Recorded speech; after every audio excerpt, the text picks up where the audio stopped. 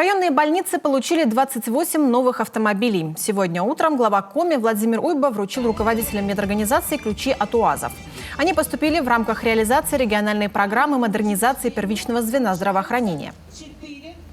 Прекрасно знаем, что ситуация с автомобилями сложная, санитарными, особенно в наших сельских районах, поскольку они достаточно быстро выходят из строя, дороги еще те у нас, но при этом нацпроект именно модернизации первичного звена, по которой мы получаем эти автомобили, работает, и до конца года мы еще получим 52 машины, они войдут в строй до конца именно этого года, поэтому на самом деле мы правильными темпами движемся, и в этом смысле нацпроект нам очень серьезно помогает.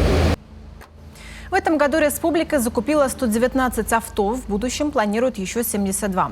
Всего по этой программе с 21 по 25 годы в Коми будет поставлено 275 единиц автомобильного транспорта. Напомним, о замене устаревших автомобилей Владимира Уйба просили жители сельских районов республики.